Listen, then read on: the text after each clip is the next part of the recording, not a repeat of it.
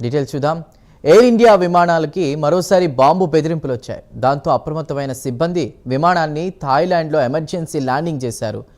A1379 విమానానికి సంబంధించి కూడా బాంబు బెదిరింపు రావడంతో థాయిలాండ్లో ఎమర్జెన్సీగా ల్యాండ్ అయినట్టు తెలుస్తోంది. బెదిరింపులు వచ్చిన సమయంలో విమానంలో 156 మంది ప్రయాణికులు ఉన్నారు.